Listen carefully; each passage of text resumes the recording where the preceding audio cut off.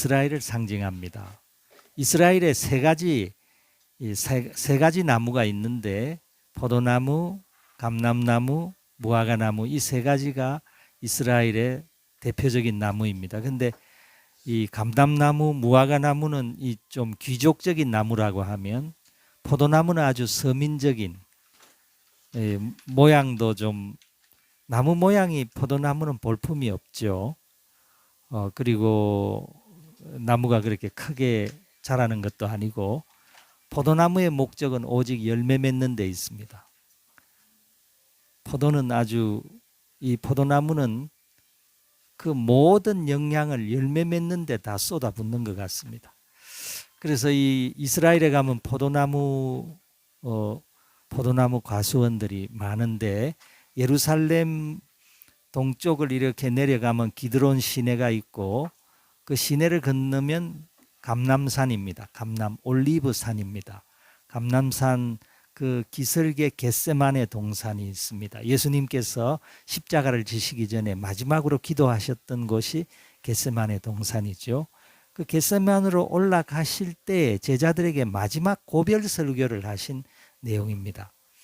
요한복음 15장은 예수님의 고별 설교입니다.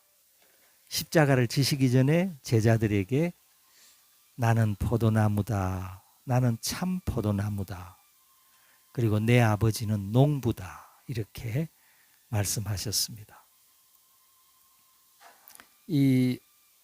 예수님께서 이 포도나무 비유를 통해서 강조하시는 것은 이 포도나무 가지들이 열매를 맺어야 한다는 것을 강조하고 있습니다. 열매 맺는 것이 중요하죠. 열매를 맺어야지 하나님께서 농부가 기뻐하시고 또 가지된 우리의 열매 맺는 삶을 보고 하나님께서 또 기뻐하실 줄을 믿습니다. 그래서 어떻게 하면 열매를 많이 맺을 수 있느냐 하는 것이 오늘 본문 말씀의 요지라고 말할 수 있습니다. 오늘 이 1절부터 8절까지에서 가장 중요한 동사 하나가 있습니다. 그것은 뭔가 하면 그하라 하는 동사입니다. 그하라. 이 요한복음 15장에는 이 그하라 하는 동사 헬라어로는 메노라는 말입니다. 메노라는 말인데 이게 그한다 하는 말인데 이 요한복음 15장에서는 이 10번 메노라는 동사가 등장합니다. 예수님께서 그하라. 오늘 조금 전에 읽은 말씀 속에도 셀 수 없을 만큼 그하라. 내 안에 거하고 나는 너희 안에 거하고 이 그하라 하는 말이 많이 등장합니다. 그한다 하는 말이 무슨 말일까요? 그한다. 이 메노라는 이 헬라어 동사는 머문다 하는 뜻입니다. 머문다 또는 거기 산다, 거주한다 하는 뜻을 가진 말이 이 거하다 하는 동사의 원래 원어적인 뜻입니다. 예수님께서 이 단어를 강조하셨는데 이 거한다 하는 말은 붙어 있다 하는 말하고 조금 다릅니다. 이 포도나무 원둥지에 가지들이 붙어 있죠. 근데 이 붙어 있는 거하고 거하는 거하고는 차원이 조금 다릅니다. 이 붙어 있는 것은 떨어질 때도 있습니다. 근데 이 예수님 안에 거하는 것은 예수님과 완전히 붙는 것을 말합니다. 예수님과 완전히 이 결합하는 것을 의미하는 단어가 그하라 하는 말입니다. 우리는 예수님과 완전히 하나 되어야 될 줄을 믿습니다. 그때 비로소 열매가 맺혀지기 시작합니다. 이 제자는 어떤 사람입니까? 예수님께서 제자를 부르셨습니다. 마가복음 3장 14절에 보면 제자를 부르신 목적은 두 가지입니다. 나와 함께 자기와 함께 있게 하시고 또 세상으로 그들을 파송하시려고 제자를 부르셨다고 했습니다. 제자들은 먼저 예수님하고 같이 있는 사람입니다. 예수님하고 같이 머물러 있는 사람입니다. 예수님과 동거하는 사람, 예수님과 함께 생활하는 사람, 그래서 예수님의 모든 것을 배우는 사람이 제자이죠. 그때 비로소 열매들이 맺혀지기 시작합니다. 우리는 예수님과 함께 거주해야 됩니다. 예수님 안에 살아야 됩니다.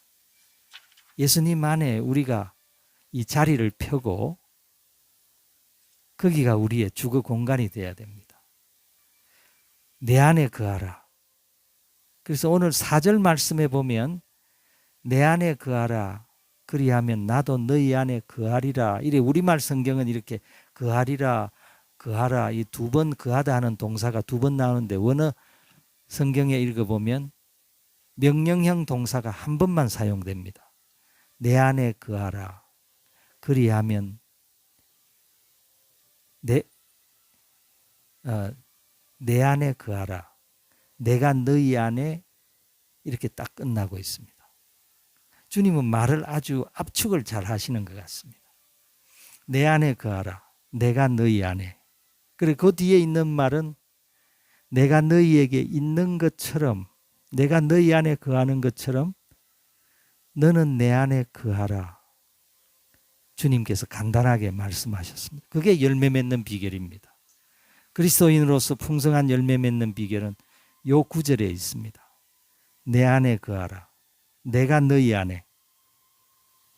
내가 너희 안에 있는 것처럼. 예수님은 우리 안에 완전하게 거주하고 계시죠. 그런데 우리가 항상 문제입니다. 우리가 예수님 안에 거해야 됩니다. 그때 비로소 풍성한 열매가 맺혀지게 됩니다. 우리가 예수님 안에 거해야 되는 몇 가지 이유가 있습니다.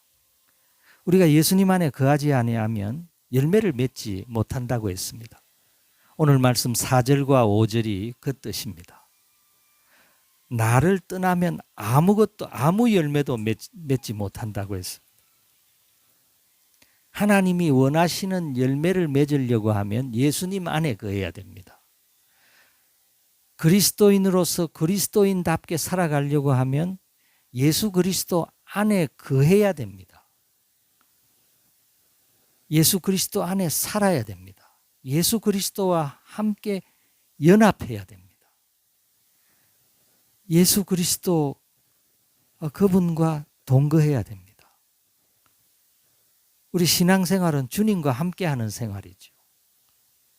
주님을 느끼고 주님과 대화하고 주님의 도우심을 받고 주님을 바라보고 주님을 배우고 끊임없이 주님을 닮아가고 주님께로부터 능력을 받고, 그래서 이런 사람들은 예수님 하나님께서 기뻐하시는 열매를 맺기 시작합니다. 주님이 원하시는 생활은 이런 생활입니다. 주님 안에 거하는 삶을 살아야 되는 이유는 예수님 안에 거해야지 풍성한 열매를 맺습니다. 우리가 상상할 수 없는 풍성한 열매를 맺습니다. 그리스도인이 맺는 열매는 뭘 의미하겠습니까? 이것은 하나님께서 우리에게 기대하시는 생활이 열매입니다. 하나님께서 원하시는 생활이 있죠. 신자로서 신자다운 삶. 그래서 이 갈라디아서 5장 22절에 보면 사랑과 희락과 화평과 오래 참음과 자비와 양성과 충성과 온유와 절제. 그래서 이렇게 열매 맺는 신자들은 늘 사랑합니다. 늘 주님께 받은 사랑이 우리 마음에 넘쳐나서 주님의 사랑을 실천하려고 하고 마음에 늘 하늘의 기쁨을 가지고 살고, 그리고 온유하고 겸손하고 화평하고 정직하고 충성스럽고 규모 있는 삶을 살고, 이렇게 이런 삶을 살면 주변에 있는 사람들이 칭찬할 수밖에 없죠. 참 훌륭한 삶이다. 참 그리스도를 닮은 삶이다. 사람들에게 칭찬을 받고 하나님께서 영광을 받으십니다. 이런 이 삶의 열매를 맺어가는 사람은 이 복음 전도의 문이 열립니다. 우리는 이렇게 우리의 삶으로, 우리의 삶에 하나님 기뻐하시는 열매들이 풍성해서 이 전도의 문이 열리기를 바랍니다. 예, 이 주님께서 열매를 맺게 하십니다. 이것은 우리 힘으로 맺어지는 그런 열매가 아닙니다. 주님 안에 머무를 때, 주님과 연결될 때 주님으로 인해서 맺혀지는 열매입니다. 그래서 우리가 예수님 안에 거해야 되는 이유는 예수님 안에 거해야 열매 맺죠. 예수님 안에 거해야 제자가 됩니다. 제자로 입증이 됩니다. 저 사람이 주님 안에 살고 있구나. 주님과 함께 거하고 있구나. 그 입증시 뭘 보고 입증하겠습니까? 열매를 보고 입증합니다. 많은 열매가 맺혀지는 사람은 주님과 바로 연결이 되었구나. 주님 안에서 살고 있구나. 그리고 하나님 앞에 영광을 돌려드리지요. 또 한 가지 우리가 주님 안에 거해야 되는 이유 7절에 보시면 주님 안에 거하고 주님 말씀이 그 안에 거하면 무엇이든지 원하는 대로 구하라고 있습니다. 이것은 예수님의 약속입니다. 하나님의 독생자 예수님께서 너희가 내 안에 거하고 내 말이 너희 안에 거하면 무엇이든지 구하라고 했습니다. 그리고 이런 사람은 기도 하나님께로부터 늘 기도 응답을 받습니다. 기쁨이 얼마나 충만하겠습니까? 세상에서 가장 기쁜 사람은 어떤 사람이겠습니까? 기도 많이 하고 기도 응답을 받는 사람, 그런 신자가 가장 기쁜 삶을 살아갈 수 있습니다.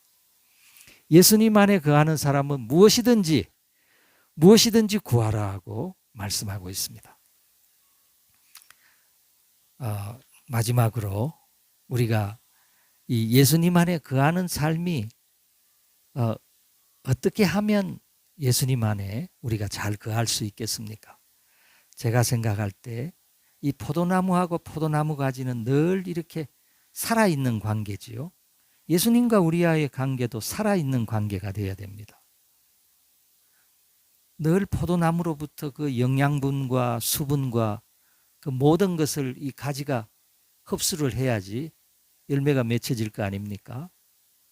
광합성, 잎으로부터 광합성한 그 양분이 이 줄기를 통해서 이렇게 공급되고 이렇게 할 때 아주 탐스러운 포도 열매가 맺혀지는 것처럼 늘 이렇게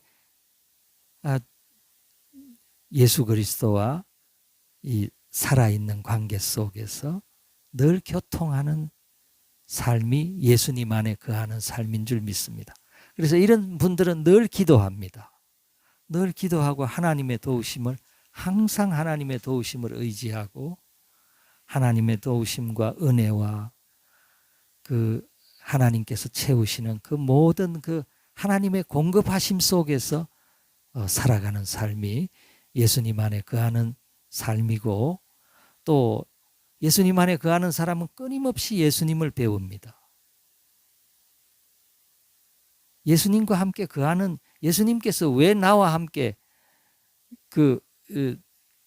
같이 생활하도록 제자로 부르셨겠습니까? 예수님의 모든 것을 배우라고, 예수님의 삶과 예수님의 인격과 예수님의 행동하심과 예수님의 모든 것을 우리는 배워가야 되죠. 예수님 안에 거하는 삶은 주님을 배우는 삶입니다. 수고하고 무거운 짐진 자들아 다 내게로 오라. 나는 마음이 온유하고 겸손하니 내게 배우라고 했습니다. 우리는 예수님 안에 끊임없이 배워가는 삶이 예수님 안에 거하는 삶인 줄 믿습니다. 마지막으로 예수님을 따라가는 삶입니다. 예수님 안에 거하는 삶은 예수님과 함께 행동하는 삶입니다. 예수님 가시는 길로 예수님 말씀에 순응하고 순복하고 예수님 따라갈 때 열매가 맺혀질 수밖에 없죠. 이런 사람은 풍성한 열매를 맺고 하나님께 영광을 돌리고 또 제자로서의 삶을 살아가게 됩니다.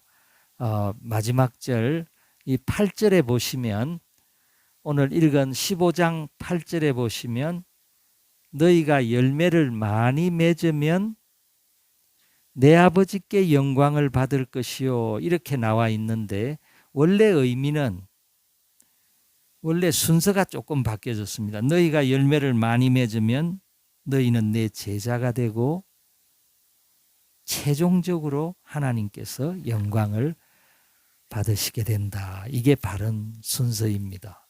우리말 성경은 조금 이 열매를 많이 맺고 아버지께서 영광을 받으시고 최종적인 결과가 내 제자가 된다. 이렇게 되어 있는데 원래 이 그 원문의 이 구조는 너희가 열매를 많이 맺으면 내 제자가 된다는 겁니다. 그리고 최종적으로 하나님 아버지께 영광을 돌리게 된다. 이렇게 열매를 많이 맺는 그리고 제자가 되는 또 하나님께 영광을 돌려드리는 이 참 포도나무 되시는 우리 예수님께 접붙여진 자가 저희들이죠. 예수님은 농부로서 끊임없이 돌보십니다. 열매가 맺혀지는 가지는 너무 귀하게 여기십니다. 그리고 깨끗하게 하고 다듬어 주고 전지하고 더 열매가 맺히게 하고 열매가 맺혀지지 않는 가지들이 있습니다. 붙어있는 가지들 중에 떨어져 나가는 가지들이 있습니다.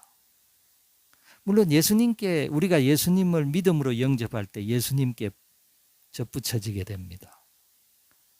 그런데 이 접붙여진 관계가 떨어져 나가는 경우도 있습니다. 예수님의 제자 중에 가룟 유다는 예수님께 붙어 있었죠. 그런데 시험이 일어났습니다. 유혹이 막 다가왔을 때 예수님을 배반하고 떠나갑니다. 그는 예수님 안에 거하지는 못했던 것 같습니다. 그냥 붙어 있는 것처럼 보였습니다. 그런데 이런 관계는 어떤 고비가 오면 떨어져 나갑니다. 우리는 예수님 안에 거해야 됩니다. 그냥 이렇게 덜렁덜렁 붙어 있는 그걸로 만족해서는 안 되고 예수님 안에 거해야 됩니다. 오늘 예수님의 한 가지 명령은 너희는 내 안에 거하라 라는 말입니다. 내가 너희 안에 거하고 있는 것처럼 너도 내 안에 거해라. 이게 삶의 비결입니다. 그리스도인의 삶의 비결입니다. 열매 맺는 삶의 비결입니다. 주님께서는 이것을 원하십니다. 제자는 예수님 안에 거하는 삶입니다. 예수님께서 너희는 모든 민족으로 제자 삼으라고 했습니다. 제자는 어떤 사람입니까? 예수님과 함께 머무는 사람이죠. 예수님과 함께 동거하는 사람입니다. 예수님 내 안에, 나는 예수님 안에. 예수님과 완전히 하나 된다는 뜻입니다. 예수님과 결합해야 됩니다. 예수님과 연합해야 됩니다. 이게 비밀입니다. 이게 열매 맺는 비결입니다. 이게 성공하는 그리스도인으로서 풍성한 열매를 맺고 많은 사람에게 유익을 끼치고 하나님 앞에 영광 돌리는 비결입니다. 오늘 주님 안에 거하시는 저와 여러분이 되시기를 주님의 이름으로 축복합니다.